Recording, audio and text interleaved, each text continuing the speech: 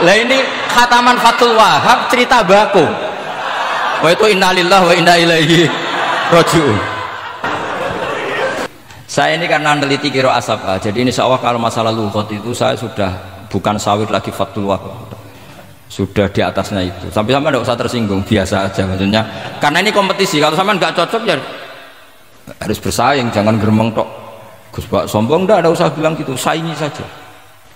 Makanya saya terkenal alim itu seneng, karena senengnya itu tadi, yang ngidolakan saya ingin ikut, yang hasut kompetisi, jadi seru. Jangan yang hasut nyantet, wah itu nggak fair itu. Itu nggak fair, wah itu pasti ngadepi langit itu.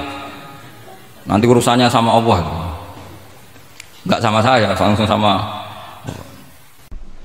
Al-Fatihah. Bismillahirrahmanirrahim. Ar-Rahmanirrahim. Surah Khairil Muhdim alaihim waladhdallin. Terus niki napa niati nggih dawuhe Mu'ad bin Jabal niku ta'alu bina nu'min sa'atan. Terus Mu'ad bin Jabal teng riwayat Bukhari sering dawuh ayo rene moro aku, ayo do iman bareng-bareng. Dados ngaji kados ngeten niki termasuk nambahi napa iman. Assalamualaikum warahmatullahi wabarakatuh. Bismillahirrahmanirrahim. Allahumma sholli wa sallim ala sayyidina maulana Muhammadin wa ala alihi wa sahbihi asma'in amma ba'du. Sedanten keluarga besar Peloso ingkang sangat kula hormati. Utamanipun Kiai Haji Zainuddin Jazuli, Kiai Haji Nurul Huda, Kiai Haji Fuad Ningbat. Ini wonten Gus-Gus, wonten Gus Taif, Gus Fahim, Gus Makmun, wonten Mbah Kawula Gus Kausar. Ini yang saya agak kecewa itu moderatornya itu berusaha guyon karena takut tak suruh baca Fathul Wahab. Jadi guyon itu ada dua, guyon yang memang sudah selesai seriusnya. Saya pernah diceritain Mbah Mun, kata Mbah Mun, Kiai maca kitab guyon dikritik. Maca kitab kok guyon, terus kata Mbah Mun membela diri. Mergo macane wis iso, mulane iso guyon. Nek ra iso wis runtusen sik. Anda baca kitab tidak bisa, itu bisa guyon apa enggak? Tidak bisa, roh kitab wis meriang. Jadi orang guyon itu bukti alim. Tapi ada juga guyon yang menghindari ngomong serius kayak moderator itu. Jadi ini masalah ya. Terus kecewa saya kedua, saya itu ngira Santri Proso itu katanya terkenal khusuk-khusuk, adabnya bagus. Ternyata ada percontohan yang enggak bagus. Di depan para gus-gusnya guyon. Jadi ini kekecewaan saya yang kedua. Nanti saya lebih kecewa lagi, ternyata yang khataman Fathul Wahab itu tidak paham Fathul Wahab. Itu lebih kecewa, tak bawa sampai mati itu nanti. Itu lebih kecewa itu. Nah begini sebagaimana makalah yang saya bikin, karena tadi moderator sudah guyon, saya berusaha ngendikan serius. Karena memang fikih itu harus dikaji secara serius, meskipun dengan pikiran yang ceria, yang riang. Saya itu di Jogja itu lama sekali dan tetap sebagai rujukan, karena saya spesialis sering ngendikan fikih. Saya dulu musyawarah ya seperti urutan di Peloso, mulai takrib, mu'in, tapi di sana langsung mahalli, karena Fathul Wahab gak diajarkan di sawir, di musyawarah. Tapi saya pernah ngaji Mbah Mun Fathul Wahab dan beliau sering berpesan nak kanggo masyarakat ojo wahab repot, nganggo mahalli saja. Mahalli itu kan Surahibin itu yang mensarai minhajud talibin. Ini bukti bahwa saya ini alim betul, bukan guyon yang dari tidak alim itu. Jadi ini bedanya saya dengan moderator. Nanti kalau nggak percaya diuji di sini di depan.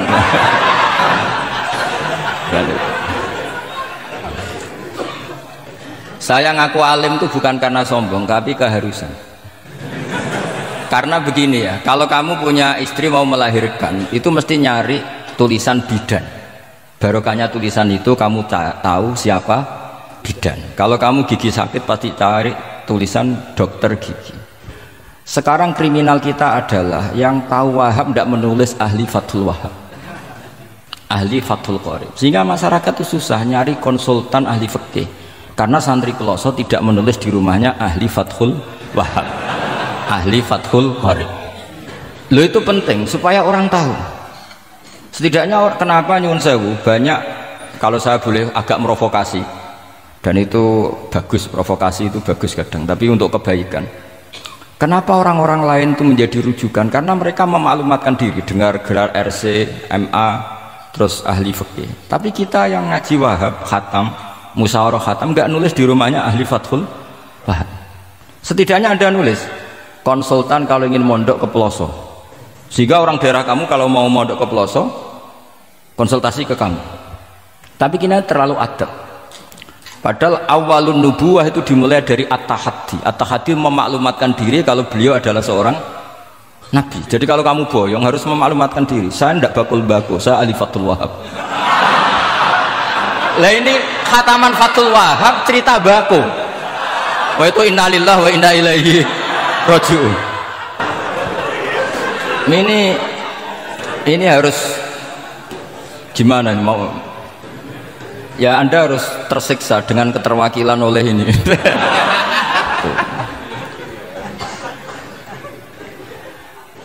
Saya ini baca kitab banyak sekali, termasuk kitab Ithaf. Ketika beliau mensarai Ihya, itu cerita kitab yang saya baca fil fikhi itu dihitung mulai mazhab Syafi'i sampai Hanafi semuanya. Saya baca kitab tasawuf ini, jadi memaklumatkan diri. Awal dari nubuwah itu memaklumatkan diri. Sehingga orang gampang nyari. Kalau orang bisa nyari bidan, nyari dokter gigi karena tulisan, kenapa orang kesulitan nyari ahli Fathul Qorib? Kalau kamu ahli konflik tulis saja konsultan spesial cerai karena pengalaman pernah cerai, tulis saja. Kalau ahli jomblo tulis saja ahli perjodohan, supaya orang tahu keahlian kamu di mana. Saya di Jogja memaklumatkan diri, saya bisa baca Wahhab, saya bisa baca Bukhari, saya bisa, bukan dalam konteks sombong, karena kebutuhan umat yang ingin tatap bu'u asari Rasulullah, mencari-cari asari Rasulullah itu terpenuhi, yaitu dengan ngaji orang yang ahli. Tunjukkan kalau baca kamu benar dan sebagai solusi umat ini punya problem banyak, dan kamu mengajar dengan manhaj yang jadi solusi, yang jadi solutif, yang bisa jadi jalan keluar. Tapi kita enggak, santri itu banyak keluar dari pondok, tapi karena miskin, sudah dari mbahnya bapaknya memang sudah miskin ya. Terus atas nama humol, atas nama ikhlas, terus sering menyembunyikan diri. Menyembunyikan diri, pura-pura ada alim, memang sebetulnya ada alim juga kadang itu. Akhirnya terus orang sampai nggak tahu kalau itu alumni pondok. Tapi ketika ada orang konsultasi sama pihak lain, mereka tersinggung karena kok gak ke dia, mau ke dia gimana, udah ada tulisannya, udah ada potongannya. Malah tadi cerita mbakku segala itu kan apa ya. Nah, saya ingin kembali lagi, saya punya teks hadis yang riwayatnya seperti ini. Meskipun hadis itu misalnya dhaif, banyak aditnya, banyak penguatnya. Idza zuharatil bid'ah wal fitan, sebagian ada tambahan wasubba ashabi fal yuzhiril alim ilmahu, orang alim harus menampakkan kealimannya.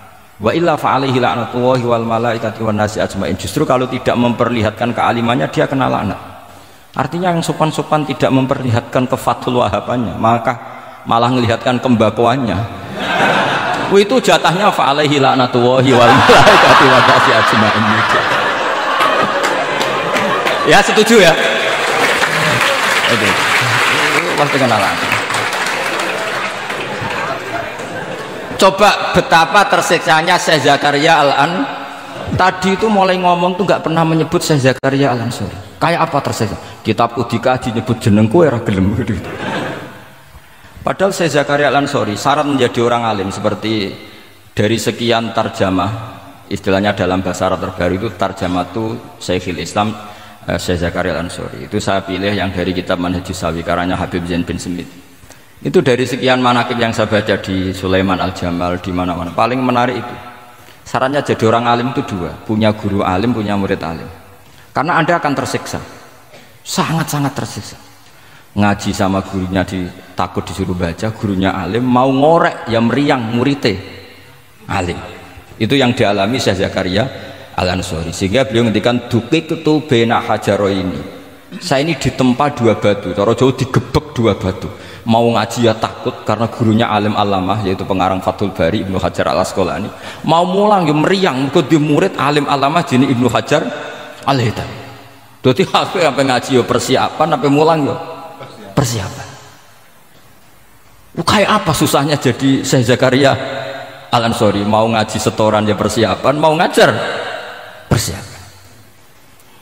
Makanya kata Mbah Mun, syarat utama ulama itu harus punya murid alim. Saya pernah didhawuhi Mbah Mun, aku muga gak di anak Gus Najih itu Gus Najih, saya juga izin jadi kiai. Karena syaratnya jadi kiai udah anak alim di murid alim. Izin gak jadi kiai ras sukses juga tak perlu. Makanya saya ketika kecelok alim itu senangnya bukan main beliau, karena terpenuhi status tadi. Nah ini kalau khataman Fathul Wahab terus bakas baku ini roh Kiai Jazuli tersiksa ini gimana ini sini. Kalau ukurannya kan gampang, moderator kan dipilih yang paling baik, tidaknya ngomongnya lah, kalau tidak ilmunya ya ngomongnya. Terus Anda terwakili oleh orang yang nggak jelas itu kan. Nggak, saya gojlok ini tidak dosa, karena kalau betul saya ini dosa karena ngerasani orang, berarti jadi kafarah dosanya dia. Soal saya kan amalnya sudah banyak, aman. Aman, jadi nanti. Jadi kalau jatah hasanah saya harus diminta dia, tak kasih aja. Gampang. Masih surplus banyak. Ya masih surplus, masih banyak. Kan orang itu kalau baca Quran satu huruf itu dapat 10 kebaikan. Saya ini hafal Quran, sudah gak terhitung itu sudah. Itu untuk kamu tak saati satu huruf cukup nanti kalau nanti nuntut di akhirat itu tak kasih satu huruf itu cukup. Jadi ya gak apa-apa, nanti silahkan nuntut nanti di apa akhirat. Tapi kamu lebih saya tuntut. Kamu itu siapa kok nyuruh saya di sini gitu. Tapi dosanya lebih besar lagi itu. Saya teruskan ya, saya cerita yang serius. Syarat jadi orang alim itu punya guru alim, punya murid alim. Karena sebagian dari ilmu itu bukan ditempa guru tapi ditempa murid. Imam Fathul Bari, Shahibu Fathul Bari yaitu Syekh Ibnu Hajar Al Asqalani, itu beliau sangat mencintai Nabi Musa justru karena dengan tanda kutip protesnya. Jadi ketika Nabi Musa diajari Nabi Khidir dari awal sudah ngendikan innaka inni ala ilmin, atau innaka dulu ya gak apa-apa, dibalik-balik gak apa-apa karena semua kitab kadang riwayat fil makna. Innaka ala ilmin allamaka wah malam a'lamhu wa inni ala ilmin allamanillah malam ta'lamhu. Kira-kira terjemahan bebasnya, kamu punya ilmu yang diajari Allah saya tidak tahu, saya punya ilmu yang diajari Allah kamu tidak tahu, maka innaka lan tastati'a ma'iya sabra, kamu tidak mungkin bisa menyabari saya, bisa memaklumi saya. Tapi kata Nabi Musa, tidak, saya harus belajar sama Anda. Oke, silahkan belajar, tapi jangan tanya. Pertanyaannya itu jangan tanya. Fala tas'alni, kamu nggak boleh tanya. Kalau kamu ingin jadi murid yang baik, nanti jangan tanya, itu dosa. Dengarkan aja. Ya dengarkan saja. Nah, tapi Nabi Musa tetap tanya.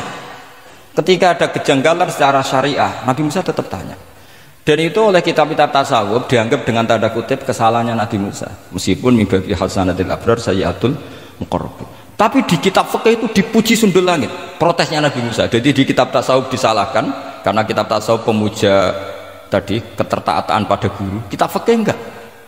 Ini bukti adallud dalil bahwa Musa itu orang pilihannya Allah.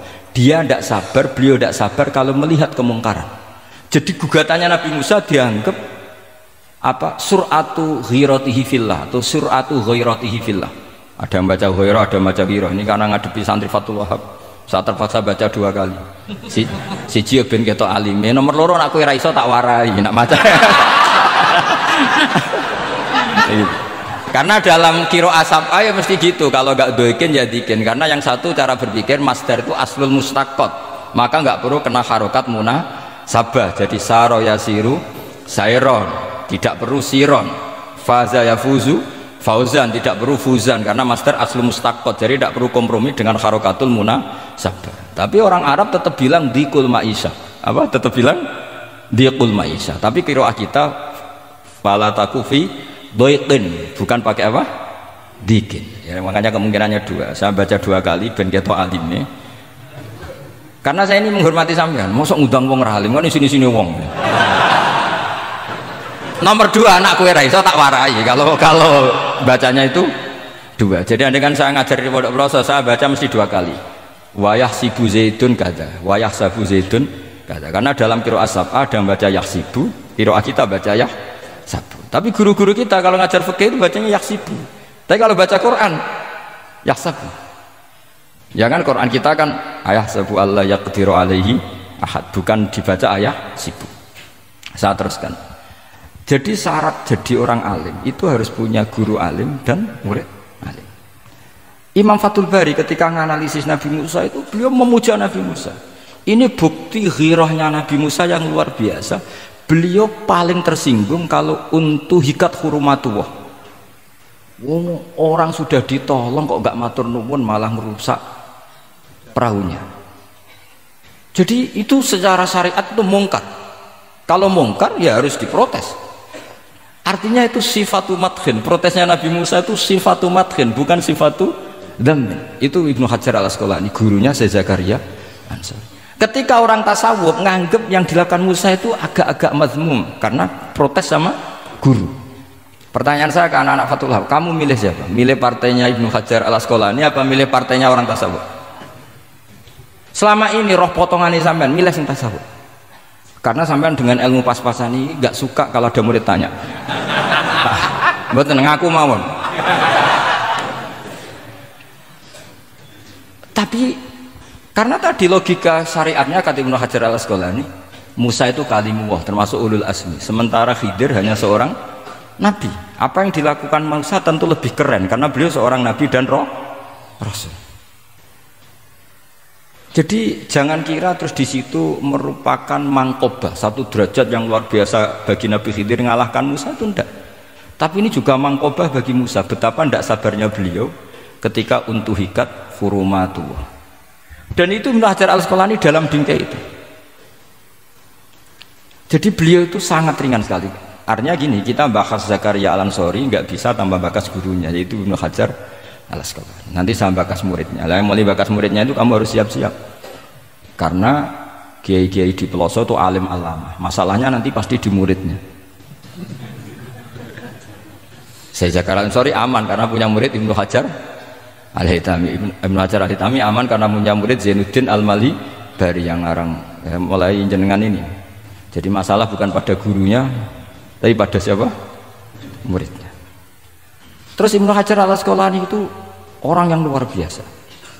Saya pengagum beliau karena saya kalau baca Bukhari pakai pertolongan sarah beliau yaitu Fathul Bari. Itu beliau kalau protes, sukanya memang protes. Beliau itu nakot itu ahli kritik, ahli protes. Beliau termasuk sering kritik Imam Nawawi, kritik orang-orang sebelumnya. Tapi ya dalam konteks kebaikan. Imam Nawawi itu punya sarah namanya Syarh Muslim lin Nawawi. Terus beliau punya kitab fikih Minhajut Thalibin yang disadur oleh Syekh Zakaria dari Manhajut Thullab. Yang satu pakai Minhajut Thalibin jamak mudzakkar salim, yang satu pakai Manhajut Thullab pakai jamak taksir. Kitab Minhajut Thalibin sendiri dari kitab Muharrar karangannya Imam Rafi'i, terpaut sekitar 3 orang sampai ke Imam Rafi'i dari Imam Nawawi. Imam Rafi'i ngarang itu dari Al-Wasid, Al-Basid dan Al-Wajiz karangan Imam Ghazali. Dan itu saya punya. Kitab indukannya Imam Ghazali Nihayatul Matlab fi Dirayatil Mazhab saya juga punya karangannya Imam siapa? Haromen. Terus sampai Mukhtasarul Muzani. Saya tadi sempat bawa kitab Mukhtasarul Muzani. Bareng ngerti ini kok jadi pengajian umum lemes ya. Waduh, mau nyalahkan Gus Kausar Mbah nggak berani. Tapi saya tadi matur sama Gus Kevin, Gus ini kok jadi pengajian umum, nggak tahu. Sebenarnya saya ingin anak Wahab saja terus tak marahin terus pulang. Tapi di depan orang banyak kalau marahin kan nggak baik ya, sudah saya tak rileks saja. Tak ceritakan bukti keseriusan fikih itu dikarang. Misalnya begini, ini contoh Zakaria al-Ansori, Syekh Zakaria al-Ansori ketika dengan tanda kutip sering bilang wa takbiri bidzalik aula min takbiril asli kadan atau a'amu min takbiril asli kadan. Kenapa ada gugatan takbir? Karena takbir itu apapun hebatnya, karena dikarang seorang manusia itu ada falta, ada keterselipan di situ, meskipun satu kedipan mata yang beliau salah, miss ya Rasulullah. Misalnya begini, definisi sholat ya, kita kan sering dengar sholat itu apa? Umumnya orang kan aqwalun wa af'alun, muftatahatun bitakbir, muftatamatun bitaslim. Pertanyaannya, definisi itu tidak jamek mana? Karena hunaka sholatun la qawla fiha wa la fi'la, yaitu sholatu man ajra sholata biqalbi. Kalau sholat itu adalah harus ada aqwal, yaitu kayak baca fatihah dan syahadat di tasyahud sani, harus detail, sama nggak boleh nyontohkan kayak tasahud di tahiyat ula, itu kan hukumnya sunat. Kalau kamu nggak bakul-bakul harus tahu kayak tasahud di tahiyat saniyah, atau karena yang tasahud awal sunat. Ada akwal kayak fatihah tasahud fit tahiyat saniyah. Terus ada af'al. Tapi pertanyaannya, hunaka sholatun la qawla fiha wa la fi'la, yaitu sholatu man ajra sholata biqalbi. Maka perlu ditambahkan walau hukman, meskipun akwal dan af'al itu hanya secara hukum. Karena kalau hanya itu tidak jamek manek kalau dalam bahasa mantek, atau tidak mutorid akis, tidak memasukkan semua fardun min afrodil mu'arraf. Jadi kalau ngetok nang alim demi ngergani sampean supaya ketok nak sumber udang ora salah. Mau salahnya ngatur kiai itu ya agak salah, itu agak salah betul.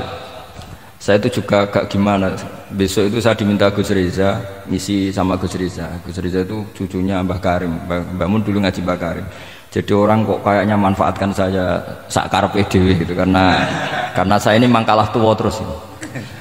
Padahal saya kalau mau angkuh ya, kalau saya boleh sombong, itu buyut saya ketujuh itu namanya Mbah Soleh bin Asnawi Sepuh, itu gurunya Mbah Soleh Darat. Dan Mbah Soleh Darat gurunya Mbah Hasim. Tapi angkuh kan haram, jadi ya sudahlah pakai tawaduk saja. Sebenarnya kalau saya boleh angkuh, kalau sampai malah lebih bisa angkuh lagi, ketemu di Nabi Adam. Putu Nabi. Putu Nabi. Saya ulang lagi ya. Kalau kamu mengkaji Wahhab secara serius, itu kajilah seperti saya ini, bahwa hukum itu harus dibenturkan dengan fardul masalah, dengan pengandian masalah. Misalnya begini, kalau ada hewan ketabrak truk jago, tentu kita diskusi ayam jago, karena kalau ayam kecil kan gak eman, kelepek-kelepek meh mati. Cara pikirannya sampean ini yang anak-anak Fathul Wahhab itu boleh disembelih apa enggak? Tanpa disembelih pun pasti 1 menit lagi mati, atau setengah menit lagi mati, karena dia kejat-kejat hanya prosedur kematian, memang syaratnya harus kejat-kejat. Tapi kan dia sudah tidak punya hayatun mustaqirrah. Kalau kamu pas musyawarah Fathul Wahhab itu disembelih halal apa haram? Tidak, sampean jawab saja, enggak usah sungkan, enggak usah jawab. Ini ada Gus Makmur, ada Gus Wahid. Halal apa haram? Cara pikirannya Syekh Zakaria Al-Ansori, bajuri itu haram karena dia tidak punya hayatun mustaqirrah. Oke, haram. Karena yang dikatakan penyembelian adalah menghilangkan nyawa karena penyembelian, sementara ini tanpa disembelih sudah mati. Tapi pertanyaannya gini, tapi nanti kalau disisir dari bab tabdzir, masa kewan jago larang mubadzir? Maka menurut mazhab Imam Malik, pokoknya keceluk di nyawa, angger keceluk di nyawa disembelih ya halal, karena jenenge nyembelih hewan yang masih hidup, senajan tau wis kejet. Kamu milih mazhab Maliki apa Syafi'i dalamnya? Ini ayam jago loh, bukan ayam kecil. Karena kalau yang kecil kan ikhlas, itu kan seperti kepiting, banyak kiai ngaramkan kepiting, yang keberatan banyak karena kepiting besar. Tapi ketika yuyu diharamkan nggak apa-apa, kecil saja. Padahal ilatul hukmi sama, kira-kira kepiting sama yuyu, tahu sama yuyu itu kehidupannya sama nggak, gaya hidupnya sama apa enggak? Sama. Tapi ketika kepiting itu ada perdebatan, yang setuju halal banyak karena eman rasanya. Tapi ketika yuyu dikatakan haram, ada nggak yang protes? Tidak ada, ikhlas semua kayaknya. Ini ahli fikih apa ahli nafsu gitu.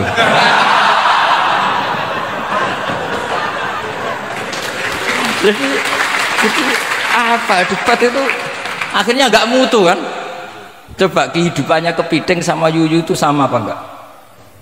Sama. Kenapa kepiting mukhtalaf alaih kalau yang yuyu hampir semua kiai meyakini haram? Kenapa? Sama. Saya tuh pernah betul ngalamin, saya mau pas jalan-jalan sama putri saya, ada ayam jago ditabrak truk, sudah kejet-kejet, tanya orangnya, Gus ini halal enggak? Saya bilang untuk kamu halal. Lama-lama orangnya penasaran, kok untuk kamu, untuk hukum kok ada untuk kamu. Akhirnya tanya, gak Gus mestine iku piye? Kon tak haramno ya ora siap, wong kon iman nggih Gus bener. Ya misale cara jenengan.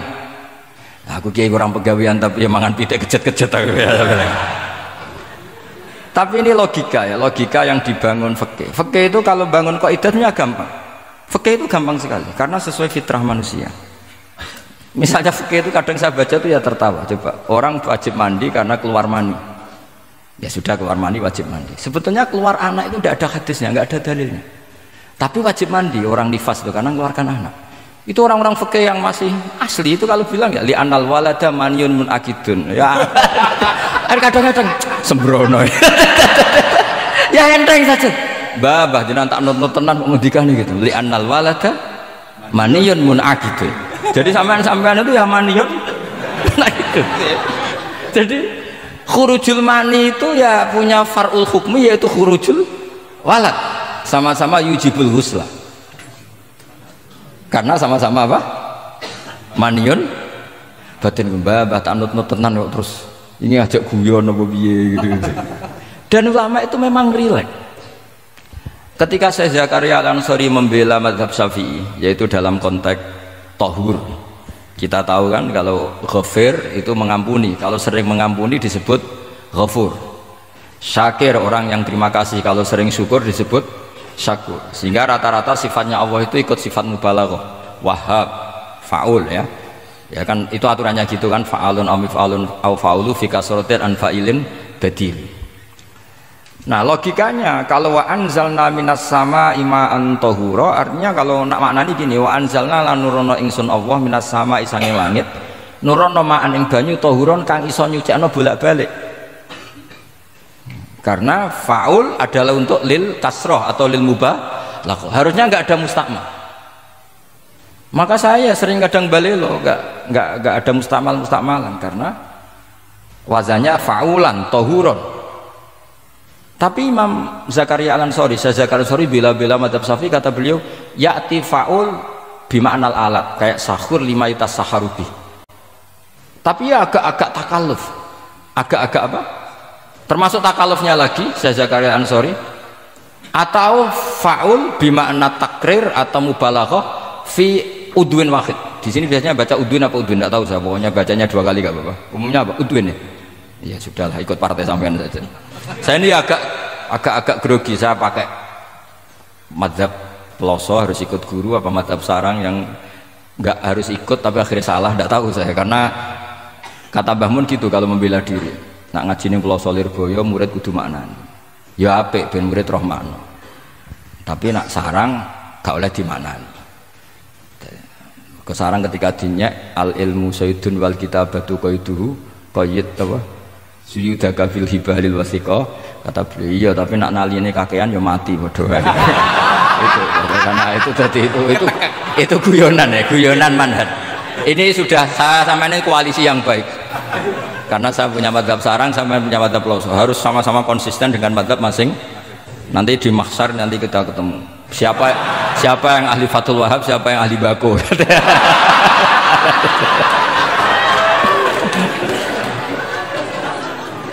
Nah, pikirannya Fathul Wahab kalau sampean khatam betul itu untuk takrir tapi fi udwin wahid, yaitu air yang sudah mensucikan ini misalnya masih bisa mensucikan ini, yang bisa mensucikan asal masih fi udwin wahid. Ya sudah, di situ saja takrirnya atau mubalaghahnya di situ, bukan ke anggota yang lain.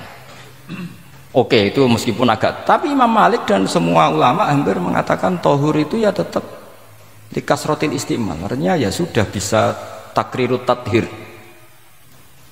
Tapi yang bilang tathir digugat lagi, digugatnya gini, tohur itu mubalaghah dari tohir bukan dari mutohir.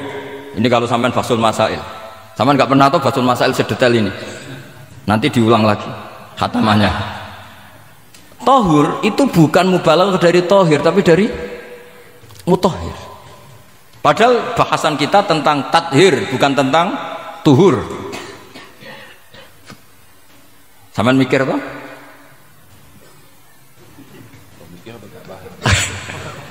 Nggak usah dijawab apa diterangkan? Apa ngaji lagi aja, nggak usah boyong dulu.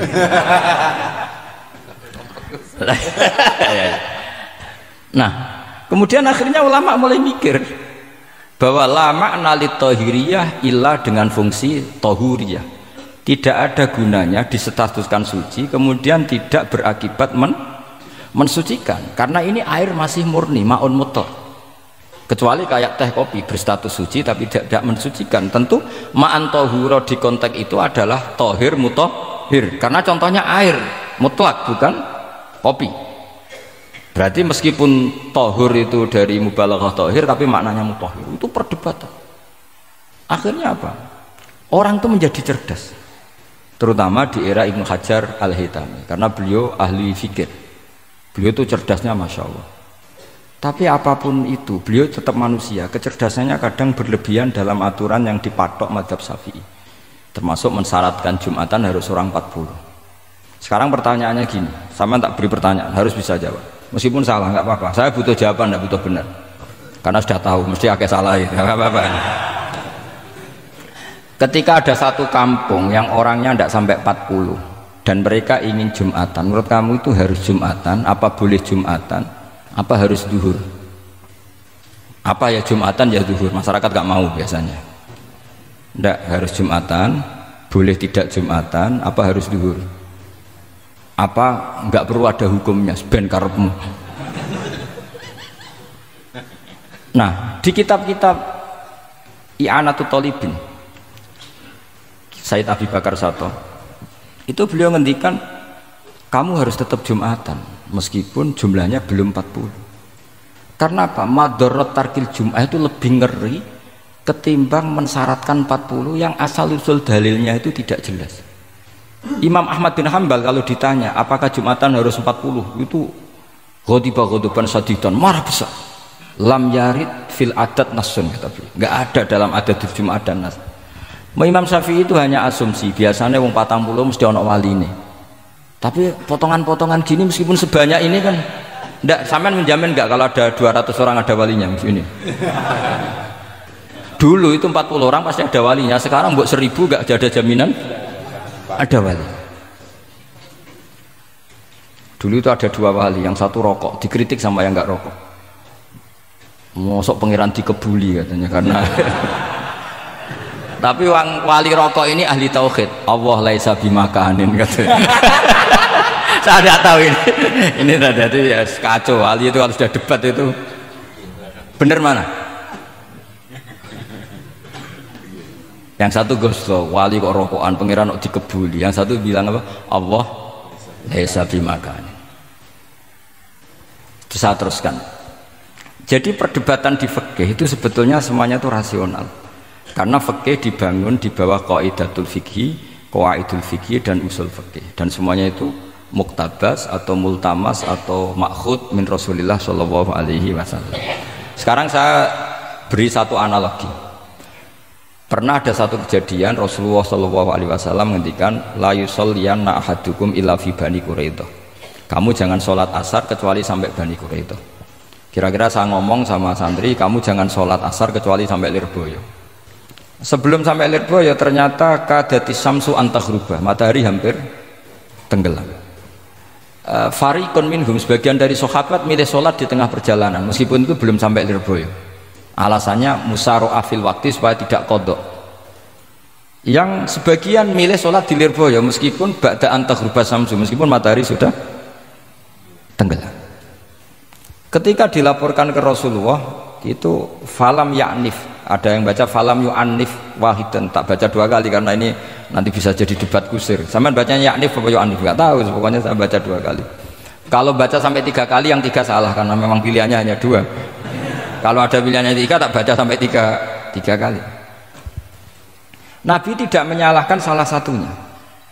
Yang satu pakai konstitusi yang namanya asar itu ya qabla antaghrubas samsu. Yang satu cara berpikir, Nabi jelas mansus harus di Bani Quraidah. Sekarang pertanyaannya, kaidah umum tentang, saya ulang lagi, kaidah umum tentang asar itu qabla ghurubis samsi dilawan nas harus di Bani Quraidah, menang mana? Nas sama kaidah umum, kira-kira kalau kamu ngaji usul fikih menang nas. Tapi pertanyaannya, nas itu butuh mahal. Tentu boleh seperti itu. Asumsinya Nabi adalah jangan-jangan sampai sana memang belum huruf samsi. Maka makna yang mesti benar adalah aisariu fil masyi. Kamu harus tergesa-gesa jalannya sehingga potensi menangi asar di Bani Quraidah. Jadi unik. Terus itu difahami pentingnya musaroah fil iktida. Jadi kalau anut Kanjeng Nabi harus musaroah. Nah, musaroah ini pula yang menjadi basis fikih. Makanya ulama dulu kalau ngarang fikih itu gampang sekali. Kalau orang tidak paham aja nggak bakat wali. Dulu fikih itu gampang sekali. Bagi yang gampang maksudnya, hamba tidak usah itu. Misalnya begini, Fathul Mu'in, Fathul Hab semuanya ngendikan. Wa yusannu nasyatun di sholatin. Jadi wa yusannu lan den sunatno apa nasyatun gumrega. Semangat di sholatin karena ngadiri sholat. Fa inna wa ta'ala zamma tarikihi. Sama sih ingat takbirnya. Zamma itu ngritik sapa atau modo sapa tarikihi. Pakai jamak mudzakkar salim, tarikihi ing wong sing ninggal nasyar. Terus beliau mendalil qala ta'ala wa idza qamu ila sholati qamu kusala. Ciri khas orang munafik itu kalau sholat itu malas-malasan. Maka saya itu sering bilang ke santri saya, pokoknya nak jamaah kudu ono melayune, entah berapa kadarnya harus ada melayune. Guling-gilingan musaroah. Karena di semua teks kebaikan adalah fafirru ilallah. Lari, ada unsur larinya, ada unsur musaroahnya. Nah, lalu lama-lama mengatakan makna hadis ini yang mesti adalah pentingnya musaroah. Nggak perlu berdebat tentang boleh nggak sholat qobla usul neng itu atau tidak. Tapi harus, karena begini, yang mesti salah begini. Ternyata kayak melakukan santai-santai ngopi se, rokok se, jagungan se. Nabi kira-kira bisa maklumi nggak ketika cara jalannya seperti itu kemudian matahari terbenam? Karena ini yang pasti salah. Paham ya? Karena nggak sampainya sana karena salahnya sendiri ngopi sik santai. Lah itu namanya fikih. Jadi fikih itu dari analisis yang normal. Makanya saya sering sekarang akhir-akhir ini sering kampanye kitab Sajaratul Ma'arif. Dan itu saya serius dengan kampanye itu karena dikarang oleh Sultanul Ulama. Jadi kalau di wali ada Sultanul Aulia, di ulama juga ada Sultanul Ulama, yaitu Saizuddin bin Abdis.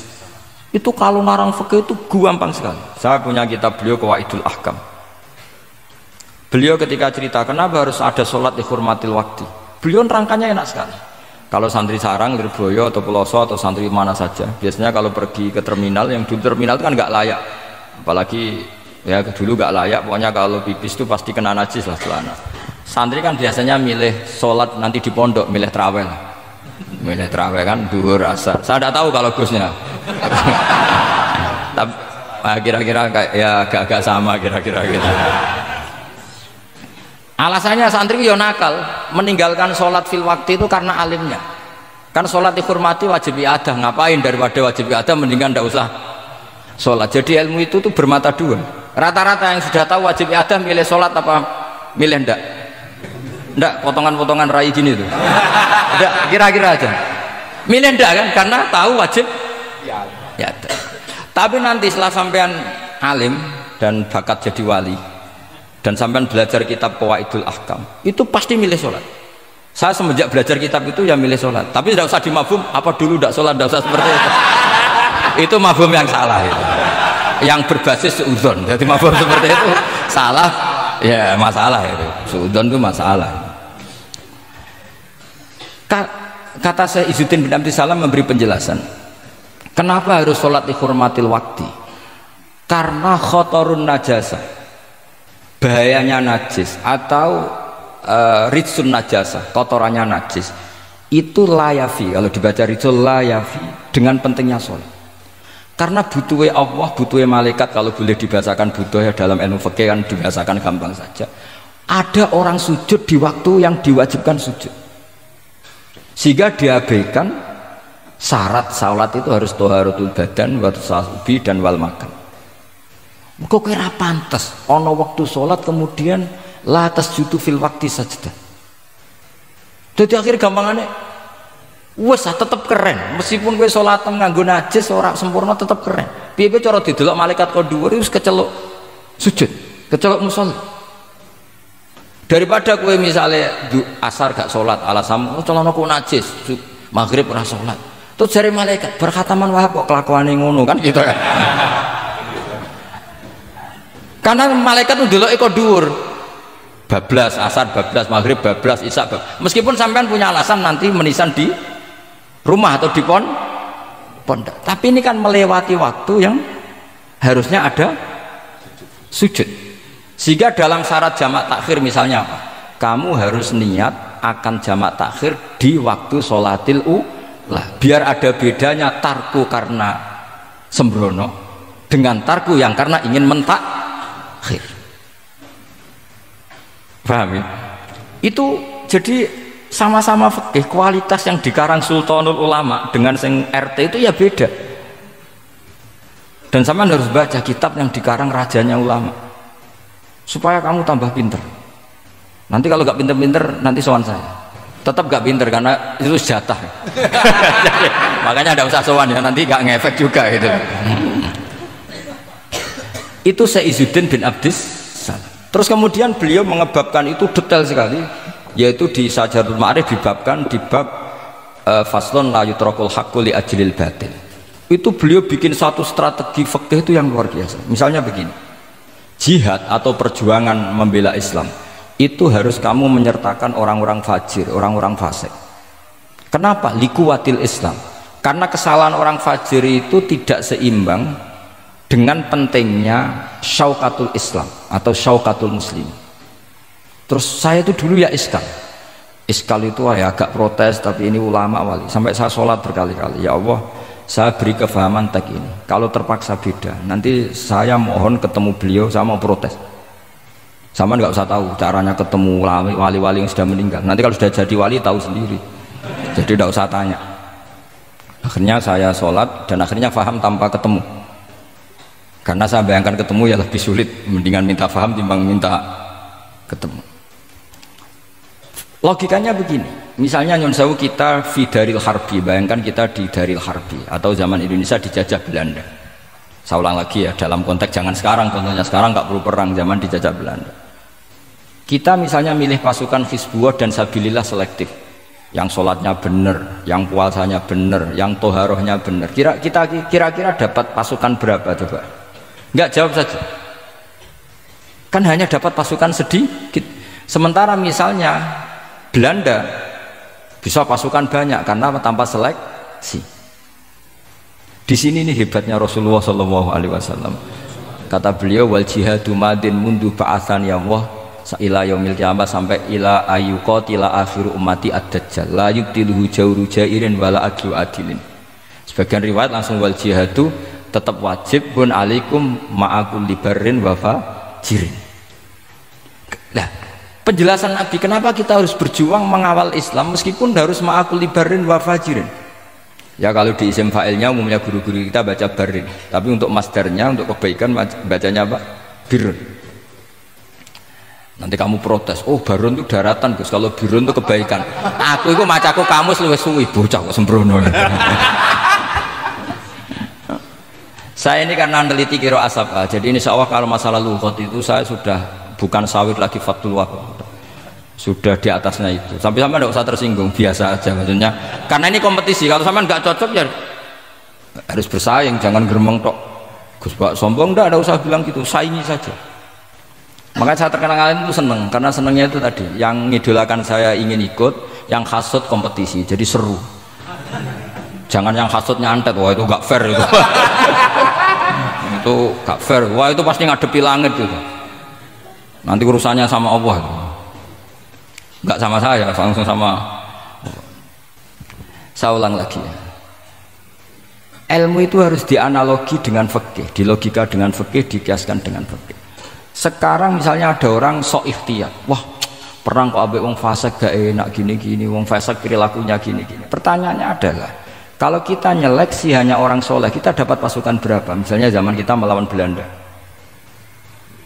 Sama sekarang kita ngawal pembangunan masjid, kadang yang nyumbang nggak sholat, kadang yang nyumbang yang sewu hasil korupsi, kadang yang nyumbang orang-orang yang cara muamalah babal kedua. Itu coba kalau kamu tolak, potensinya gini, ini fikih sekaligus PR. Saya berkali-kali nyontohkan ini, sampean boleh tidak setuju, tapi nanti menghadapi saya di akhirat, tidak di dunia, di akhirat. Nanti kita sowan Allah bareng-bareng bener siapa? Loh, saya tidak main-main. Karena ulama dulu, sama lihat di Mu'in di Fathul Wahab, kalau sudah ngendikan ulama, wahada madhabun al-qawwahabi, ini madhab yang saya siap ketemu. Jadi ukuran madhab benar itu bukan diputuskan di Sawit Fathul Wahab, tapi madhabun sing al-qawwahabi, madhab yang saya ketemu dengan madhab itu. Misalnya gini, ada orang fasik lewat di depan saya, punya uang 1 juta. Delalah pas itu qadafallahu fi qalbihi hubbal ulama. Pas itu delalah beliau senang ulama, terus bilang gini, Gus Pak, uang ini tak kasihkan kamu 1 juta. Dia fasik, misalnya terkenal syaribul khomri. Saya ini menurut pertanyaan saya, ini jawab saja. Kamu salah nggak apa-apa. Wajib menerima apa, haram menerima apa, bebas, mubah. Ayo milih di polling. Nggak usah sungkan Gus Kausar. Ini beliau-beliau posisi senior. Milih menerima apa menolak? Wajib apa sunat? Sunat apa wajib? Nah, logika harus terbangun begini. Kalau kamu terima, maka akan dicibir.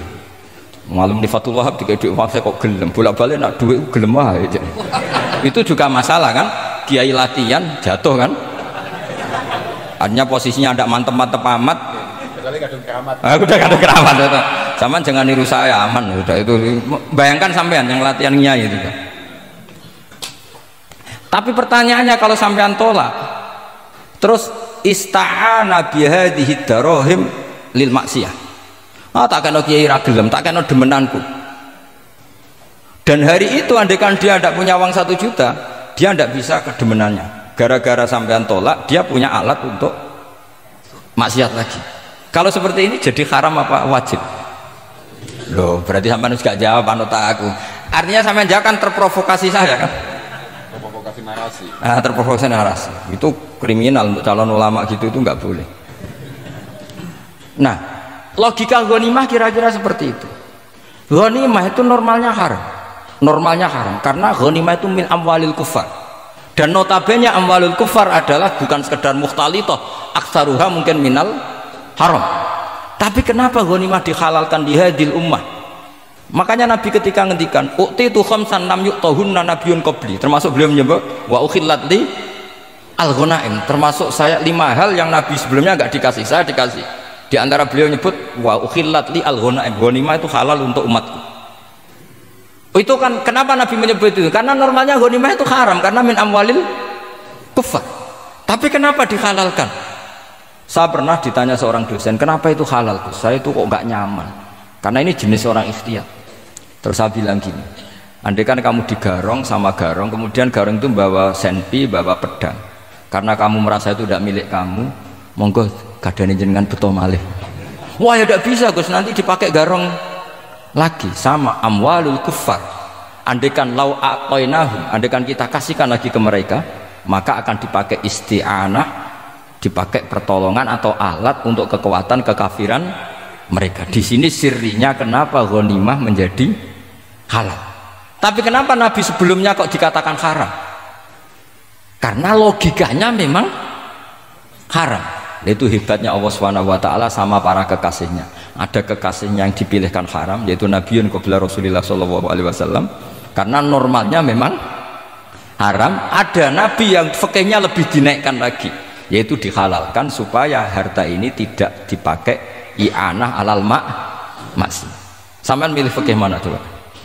Nah, saya berharap pintere Khatam Fathul Wahab itu paling enggak sampai seperti ini. Barimu nantang saya enggak apa-apa, tapi nanti ketemu di akhirat. Nah itu fikih. Jadi fikih itu, nah tapi kan iso wae Gus nampani khadzun nafsi lah, itu mulai masalah kan.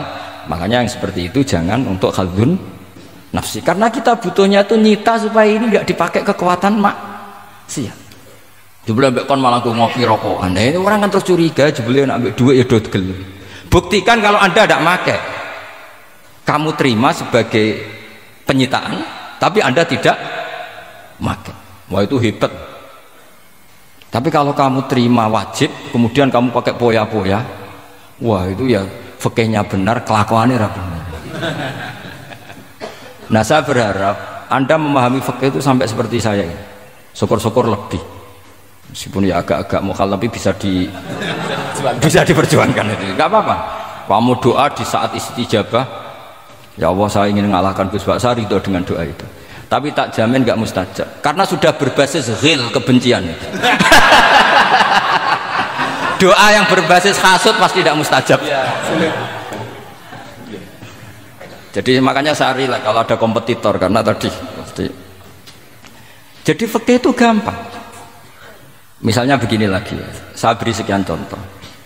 Di sini tadi saya minta Gus Kevin untuk membawakan Babul Hijrah juz 4 kitab Mahali. Karena Mahali itu namanya Kanzur Rohibin sebetulnya, cuma yang ngarang Mahali lebih terkenal dengan istilah apa? Mahali. Beliau nyarai kitab Minhajut Thalibin. Imam Mahali itu senior. Jadi Syekh Zakaria Al-Ansori itu ya beliau sudah menyulap Minhajut Thalibin jadi Manhajut Tulab, tapi beliau ikrar kalau itu awal-awalnya dari Imam Jabah. Nah, sekarang pertanyaannya gini, saya misalnya nempat di Korea Selatan atau di Amerika, saya sudah punya tanah di sana, saya ulang lagi punya tanah di sana, punya komunitas di sana juga saya nggak diperlakukan buruk, bisa sholat, bisa puasa. Hukumnya saya pindah ke Indonesia atau ke Mekah atau kemana saja, hukumnya haram apa boleh? Saya tidak mendapat perlakuan yang macam-macam. Kalau saya disakiti dan dipaksa menjadi kafir maka wajib hijrah. Kalau nggak ada pemaksaan itu, kira-kira hukumnya gimana? Ada ulama yang mengatakan hukumnya haram hijrah, harumatil hijrah. Karena apa? Li alla yastauliya bitil kalbukah atau tikal bukah al kufaru. Karena sebetulnya kamu tidak dianggap sekedar pindah ke Indonesia, tapi membiarkan tanah yang dulu kamu pakai sujud, tanah yang dulu kamu pakai sholat, tanah yang sudah menjadi komunitas muslim menjadi komunitas kafir. Berarti dianggap pembiaran. Itu fikih. Jadi fikih itu logikanya sebetulnya normal. Maka seperti ini, saya masih ingat betul pernah didhawuhi Mbah Mun ketika di Madinah. Nak zahire hadis ya, itu Sayyidina Ali itu ya ono salah, ndak salah loh redaksinya, ono salah. Mergo Nabi sering muji wal Madinatu khairun lahum law kanu ya'lamun. Madinah adalah kota terbaik. Sataftahuna kadza wa kadza, Nabi sampai gitu. Tapi Nabi selalu ngendikan wal Madinah khairul. Tapi Sayyidina Ali tetap pindah ke Irak, Kufah ya, zaman itu terkenalnya istilahnya Kufah karena belum ada istilah Irak. Ke Kufah. Pindah ke Kufah, kemudian beliau menyebarkan Islam di Kufah. Terus punya murid awal namanya Hasan Basri, murid paling sukses. Itu orang-orang Basrah, bukan orang Temanggung, orang Basrah. Itu orang Basrah. Semua riwayat mengatakan itu orang apa? Basrah. Jelas bagul-bagul. Bukan. Itu sangat jauh dari. Nah, karena Hasan Basri murid paling sukses ini pindah ke Basrah, maka ilmu setelah itu Basrah. Sehingga idza ikhtalafatil Kufah wal Basrah quddimatil Basrah. Akhirnya menyebar sampai Baghdad, jadi Kubbatul Islam. Orang bisa dikatakan alim kalau sudah dikatakan alim di Baghdad. Termasuk Imam Syafi'i itu ngajinya di Baghdad. Padahal beliau lahirnya di Gaza. Huzah itu kalau sekarang itu apa? Gaza. Askolan itu juga Palestina. Nah, dawe Mbah Mun. Tapi Sayyidina Ali itu wong alim. Saiki nak wong Islam tengok-tengok ning Madinah berarti membiarkan bumi Allah di sana-sana itu tanpa ada Islam. Akhirnya Sayyidina Ali tidak mengikuti dohire hadis. Tentu Nabi Sayyidina Ali pasti mengikuti hadis, tapi hadis wal Madinatu khairul lahum law kanu ya'lamun itu ada konteksnya. Keluar dari Madinah linasril ilmi itu juga ada konteks. Sehingga kenapa dulu ketika futuhat, saya ulang lagi ketika futuhat, itu banyak sahabat yang sudah di Madinah mapan, ketika Mekah sudah takluk 100% sama Sayyidina Umar ditawari. Halla raja'tum ila Makkah tatufuna bil baiti kada wa kada wa fadliyatu sholat fil haram ka alfi sholatin fi, itu dipuji-puji. Mbok yo pindah ke Mekah, Mekah sekarang sudah milik kita, sholat di Mekah itu ka alfi sholatin kada wa kada. Tapi kata para sahabat yang sudah di mana-mana, di Persia itu kalau sekarang Iran, di Lebanon, di Syam kalau dulu, kata beliau-beliau itu paling banter kalau saya di Mekah ibadahnya tawaf. Tapi kalau di negara-negara ini adalah nasrul Islam. Wa nasrul Islam itu da'bul ambiya. Bihada ursilatir rusul. Karena nasrul Islam itu para rasul diutus. Akhirnya mereka terus hidup di mana-mana. Termasuk muridnya Sayyidina Ali, menurut sebagian cerita terus pindah ke Baros. Ya. Kemana? Baros. Jadi Islam pertama di Indonesia itu muridnya Sayyidina Ali yang di Sumatera itu. Nah, pertanyaannya adalah Kalau kamu punya murid atau anak pamit mau kuliah di Jerman atau di Australia, kamu milih melarang apa menyuruh? Kalau melarang, kalau menyuruh takut katut perilaku barat. Kalau melarang berarti kamu membiarkan Jerman tanpa ada yang sujud. Padahal semua bumi diciptakan Allah, ju'ilat lanal ardu kulluha masjidan. Nah itu fikih. Fikih akan berdebat untuk hal-hal seperti itu. Ini saya beri contoh. Ini masih ada waktu 10 menit. Ya, jangan lama-lama nanti malah bingung. Yang bingung tidak sampean, saya juga ikut bingung nanti kalau kelamaan.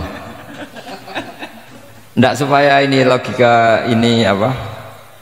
Logika fikih ya, fikih yang ini tadi sudah halaman 227 ya. Ini tidak supaya sampean tahu,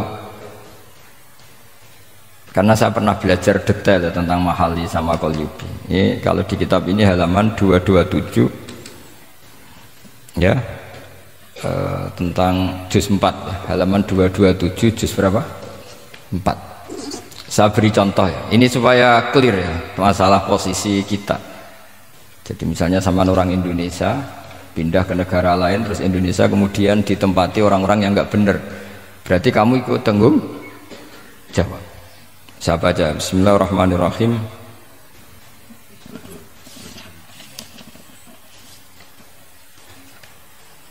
Ya, halaman 227 ini barusan tak cari karena halaman kitabnya beda-beda.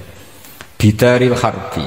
Terus ada kata-kata fa'in roja madzukira. Roja itu kembali ke kalau seseorang itu bidaril harbi, berharap masyarakat situ bisa Islam, bisa dakwah, fa muqamuhu afdal. Saya juga mau baca makom apa mukom. Di sini umumnya baca mukom apa makom. Mukom ya, karena dari mati aqoma yukimu ikomatan, berarti kan mukim. Kalau mukim ya resikonya harus dibaca mukom. Tapi kalau ada yang baca makom ya jangan dimarahin, mas, kasihan. Bakul bakowe bukan bener itu tuh. Fa'in roja madzukira fa muqamuhu afdalu. Au qadara alal i'tizali harumatil hijratu. Umumnya di sini baca harumat atau hurimat? Ya boleh dua, boleh harumat, boleh hurimat. Kalau itu masih li alla yastauliyal kufaru ala mahallihi fayasbahu darul kufri.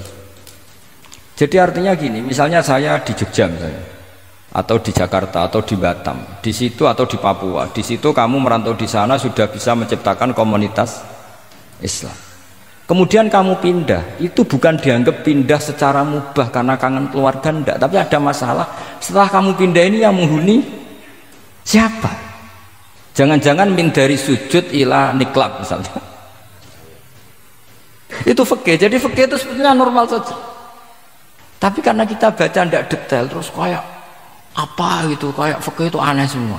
Dasar gak bakat alim. Jadi sebetulnya fikih itu normal. Makanya kembali ke tadi, kalau orang alim tidak mau izharul ilmi fa alaihi la'natullahi wal malaikati wan nasi asma'in. Misalnya saya ini terkenal membawa Islam yang mudah, yang menyenangkan. Orang itu sampai maksiat itu cari kesenangan. Orang sampai maksiat itu karena cari kesenangan. Tapi kalau kesenangan itu tidak didapatkan fit to'at, karena to'at dikampanyakan secara agak teroris. Kamu sholat tidak mesti diterima, karena baju kamu nggak mesti semuanya halal, sujud kamu nggak mesti itu teror, sehingga orang yang sholat tuh sholat ya mesti ditompo, mendingan nggak sholat. Kita ini kan mikir seperti itu. Coba nyun sewu, kalau orang-orang Kristiani, kalau kampanye gimana? Setiap orang mati bersama Bapak di surga. Sementara kita sudah kiai mati masih didoakan ingkana muhsinan. Itu murid kita ya. Itu kan gak sopan sekali. Murid dongakno gurune ingkana muhsinan. Gurune kok muhsinane ditaklek ingkana muhsin. Cara aku dadi gurumu sembrono guru jarane. Susah ya apa sih muni kana muhsinan ije dikein. Itu kan saya belum pernah doakan Mbah Mun gitu. Kalau saya mendoakan beliau supaya diampuni, doa saya tak ubah gini, ya Allah antal ghafur wa antazu maghfirah, maka sepatutnya jenengan mengampuni guru saya. Jadi saya tuh kalau bilang ingkana itu kayak gimana gitu. Tapi ini urusan daud ya, sampean nggak boleh protes. Tapi sanate ngono Gus, niki kitab-kitab ngono, sampean ngerubah sanad. Ya saya kalau nggak bisa apa-apa kalau sampean protes gitu. Sampean ngerubah adab kalau gitu. Nak protes-protesan. Lu coba misalnya Syekh Qadir Jailani itu Sultanul Aulia ya. Terus beliau misalnya wafat di pelosok. Terus kamu berdoa ingkana muksinan coba. Ini ketuane wali di ingkana gitu. Boyo wong di akhlak sithik gitu maksudnya. Wong sak donya iku ya tabarraku bi. Ya tabarraku nabi. Saiki ditaklek ingkar. Saya tuh belum pernah doain guru-guru dengan, meskipun saya tahu itu doa yang, karena pikirannya gini, misalnya sampean protes, Gus wong sanate ngono. Jangan-jangan mancen apalam mau ikut tok.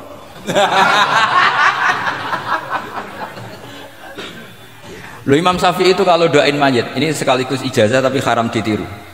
Ya tapi ijazah tapi haram ditiru. Imam Syafi'i itu pernah ngecewakan seseorang karena beliau itu idola, ada orang meninggal beliau diminta rawuh. Doanya hanya gini toh, ya Allah, Engkau itu tetap menjadi Tuhan meskipun tidak menyiksa orang ini. Jadi menyiksa orang ini tidak kebutuhan Engkau. Kalau tidak jadi kebutuhan Engkau ya tidak usah dilakukan, Bos. Itu terus pulang keluarganya gerembang, piye donga ngono tok. Tapi satu keluarga itu diimpeni mayit itu diampuni gara-gara doanya Imam Syafi'i. Ya Allah, anta ghaniyun, anta itu ghaniyun an adzabi. Engkau tidak perlu menyiksa orang ini. Engkau tetap Tuhan, tanpa menyiksa orang ini tetap Tuhan. Jika itu tidak kebutuhan engkau, ya sudah tidak usah dilakukan. Terus iya. Jadi kalau saya doain guru-guru, ya Allah sifat ghafur engkau itu pasti efektif, nggak mungkin sifatnya jenengan kok boten tembus. Ya sudah, ya seperti itulah ya Allah.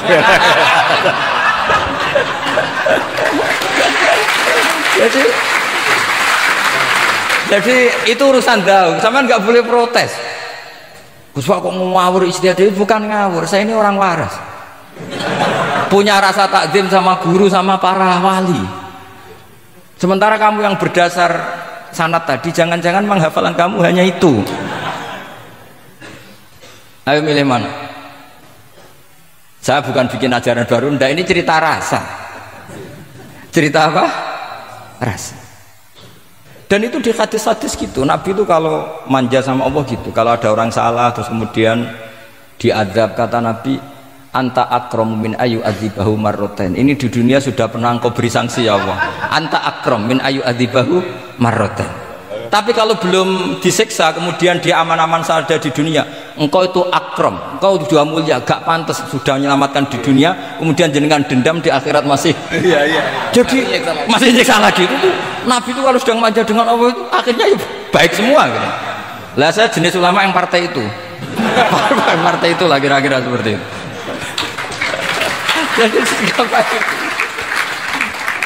Ya jadi ini relax saja, ini monggo nih tadi sesuai janji saya hanya 10 menit dari sekarang.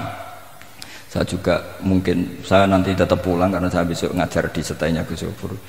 Mungkin saya itu sudah janji sama istri saya, setelah Yai wafat paling saya ini dibully pernah sepuh itu 2 tahun. Semoga setelah 2 tahun saya naik lebih sepuh, pakai dalil-dalil yang agak-agak angkuh tadi karena terpaksa.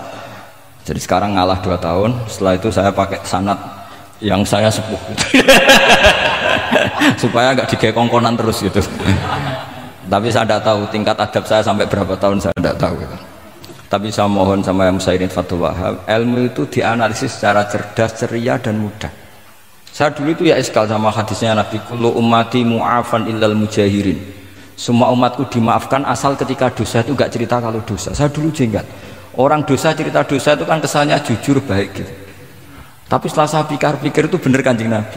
Misalnya sampean cerita dengan anakmu, lihat zaman mondok pelosok sering nak marung utang gak bayar biasa. Ya biasa, sekolah gak munggah. Itu jujur apa mengajarkan? Mengajarkan. Suatu saat anak sampean goblok persis bapak. Maka penting, tidak jaru itu penting. Makanya kata Nabi, semua umatku diampuni kecuali yang cerita-cerita dosanya. Karena dengan cerita itu artinya apa? Misalnya sampean zaman puber pacaran, terus kamu cerita, lihat disini untuk ibumu ya pacaran, oh tak gonceng ngalor ngidul. Itu jujur. Tapi suatu saat anak kamu pacaran kan, Alasannya apa? Niru bapak. Tapi nak kamu sok suci, pacaran haram. Pak, lah kowe kon entuk ibu. Wah, pangeran peparinge. Lho kan yo ora bodoni, Pak. Wah, iku peparinge pangeran. Gak pacaran, Pak. Oh, pacaran haram. Lha kowe ora kena muni ora kan bodoni. Pacaran haram tuh. Aku untuk bojo peparinge Allah. Wah, itu dimaafkan malah itu. Lho coba nyuwun sewu, ini analogi ya nyuwun sewu. Kalau andekan semua yang pernah zina itu ngaku zina. Kalau itu jumlahnya 1000 saja, 1000 itu punya keluarga. Satu orang minimal punya keluarga 10. Akan dipakai justifikasi kalau suatu saat zina berdasar pernah Pak D-nya atau Pak L-nya. Iya enggak? Tapi kalau semuanya enggak ngaku dan semuanya nyuwun sewu sok suci, wanteng ning masjid, sak wiridan nangis. Wah anak putune kok, wah mbahku khusuk kuat. Padahal nangisnya perkara nyesal tahu mau. Tapi artinya apa? Konsep yang dikatakan Rasulullah SAW itu kan luar biasa. Kullu ummati mu'afan illal mujahirin. Karena dengan jihar, memang di situ masdarnya kok jadi jihar. Jadi bukan ijhar tapi jihar. Jadi memang bahasa Arab itu agak unik. Misalnya di nahwu itu masdar itu kalam. Kalam berarti sulasi mujar. Tapi fiilnya enggak kelaku. Kalimah yaklimu kalaman itu enggak melaku. Sing melaku lam yatakallam. Tapi padahal masdarnya kalam. Jadi suara sama raya kok itu pengalaman. Selalu waktu itu pengalaman sekali. Jadi memang bahasa Arab itu lucu. Apalagi lafadz bagho malah paling kasus dalam bab yung qalu. Bagho maknane lacut. Bareng melok wazan imbagho. Yang bagi sayukjo. Iku piye? Biasanya makna sulasi mujarrad sama mazid itu kan nggak beda-beda jauh. Barang kena bagho tuntas. Bagho jadi yang bagi. Lain kata yang bagi sulasi mujarrad ya apa? Bagho Pak. Bagho maknanya apa? Jadi tiang-tiang lacut Pak. Mereka bingung gurunya benerang bingung. Daripada bingung cari tiang-tiang maknanya lacut. Kayak laisa ku fil mandi mudhari endi ora ono mudhari mandi kok ora ono mudhari ya mandi wae ora usah mudhari.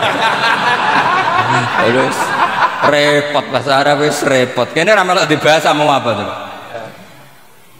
ya sudah takdir ngono ae sudah. Jadi apa yang dikonsepkan Rasulullah SAW itu pasti yang terbaik. Bahkan Imam Ghazali ikut berkampanye wa inna ya, termasuk pemberian Allah terbaik adalah sitro. As-sitro itu atau tutup. Jadi hifdzul qaba'ih, menjaga supaya keburukan kita tidak kelihatan, itu termasuk kebaikan. Bukan dianggap tidak jujur karena tadi kalau semua keburukan kita tampakkan maka akan menjadi masif. Misalnya kamu cerita, misalnya insya Allah lah kita yakin semuanya kita insya Allah diselamatkan dari zina. Misalnya cerita dosa yang kecil-kecil saja, misalnya ini pondok utang rambayar atau rokokan, gak jamaah. Terus kamu ceritakan anak kamu, itu bukan jujur, mesti sebagai alat.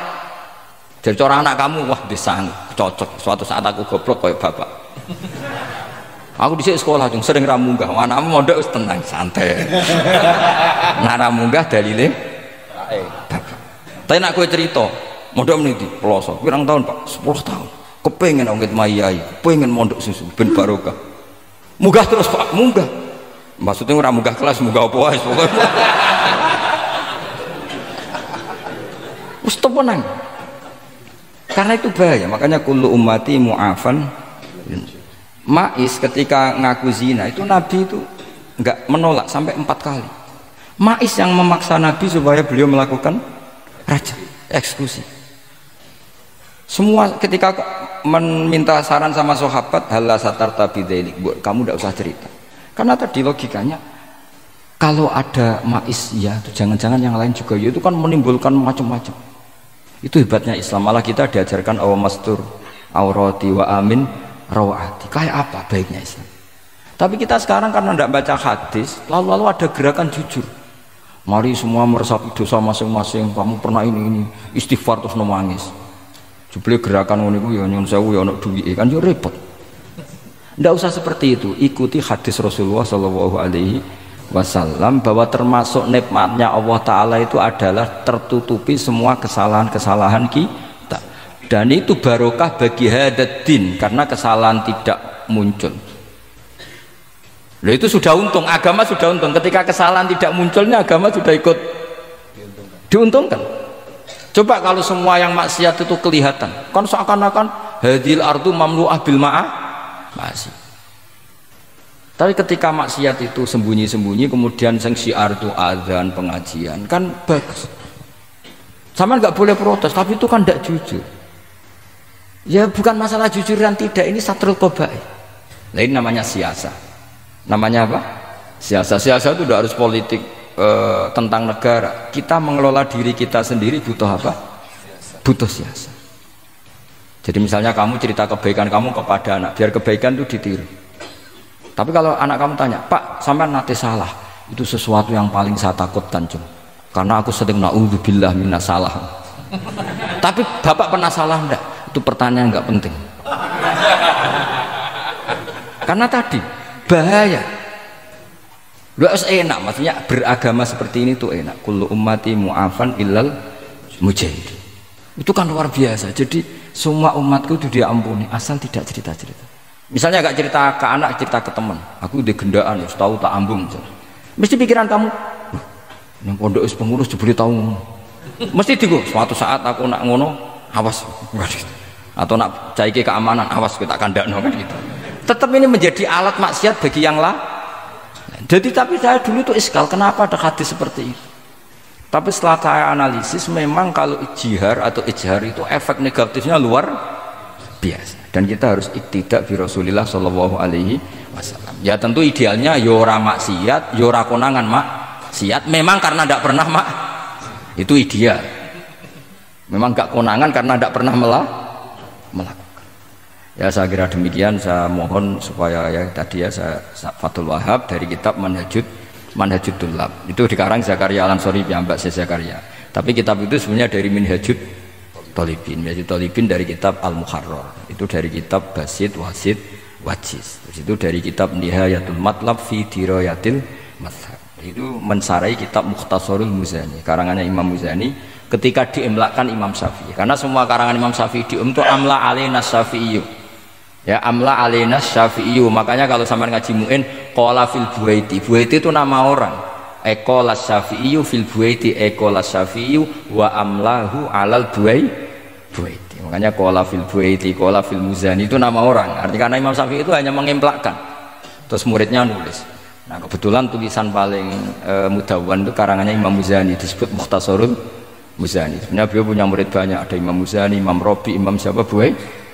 Saya kira demikian. Assalamualaikum warahmatullahi wabarakatuh.